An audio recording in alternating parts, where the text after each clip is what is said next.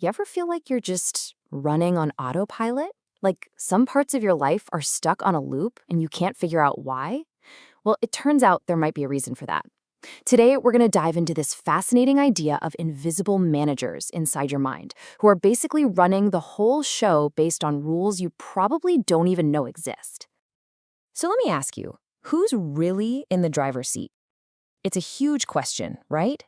And the answer, well, it's way more interesting than you might think. It's not just about your conscious choices. There's something else way down deep that's filtering every single thing you see, hear, and feel. And that something else is what we're calling your subconscious managers. Just picture these tireless little entities, these mini-me's inside your mind. They're not exactly you, but man, do they work for you. They're like little employees just following a very, very specific job description that's been written over your entire lifetime. Okay, so here's where it gets really important. These managers, they act as these invisible filters. They stand right between you and your reality, and they're constantly deciding what gets through and what gets tossed out. And the crazy part is, you probably never even notice it's happening. The way they work is what's so wild. It's all automatic, happening completely outside of your conscious awareness. And here's the real kicker. They don't judge at all. They have no concept of good or bad. They just follow the rules they've been given.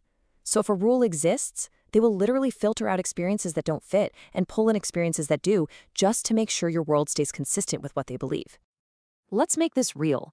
Imagine one of your managers has a job description that says there's never enough money.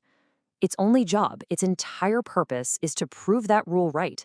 It's going to look for evidence of lack everywhere, and it might even subconsciously steer you away from a great opportunity, not because it's mean, but just because it's trying to do its job perfectly. It's just following orders.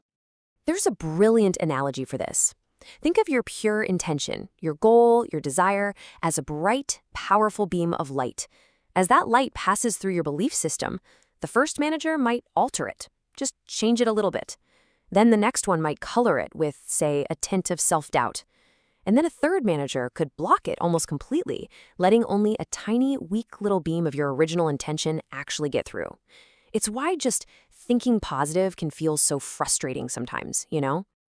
So you have to wonder, where do these managers get their rules from anyway? Well, the first way is what's called the passive flow, or the victim flow.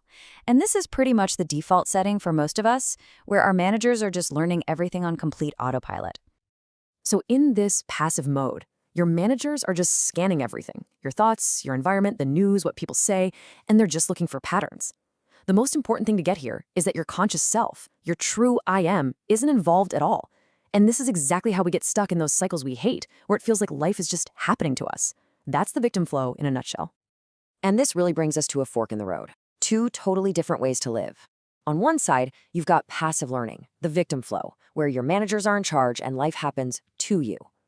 But on the other side, you have creative learning, the victor flow. This is where you consciously take charge and you tell your managers what rules to follow.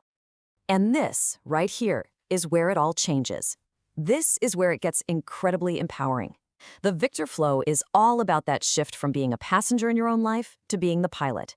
It's about you becoming the boss of your own mind. I absolutely love this phrase from the source material because it just perfectly captures the feeling.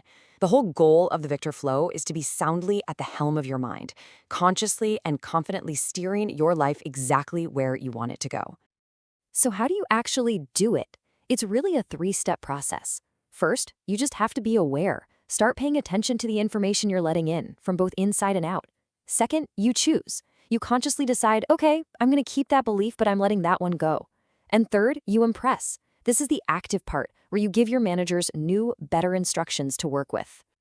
What you're really doing here when you get right down to it is you're stepping in as the new CEO, and you are consciously rewriting the job descriptions for your entire subconscious team. You're handing them a brand new blueprint for reality. And that brings us to the most powerful idea in all of this. Once you learn how to do this, how to communicate with these subconscious parts of yourself, you realize that you're literally holding the blueprint to your own reality. It really all boils down to this one simple, profound truth.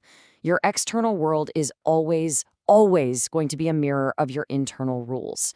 So if you don't like what you see out there, The only place to make a real, lasting change is in here, by rewriting the rules your managers are following.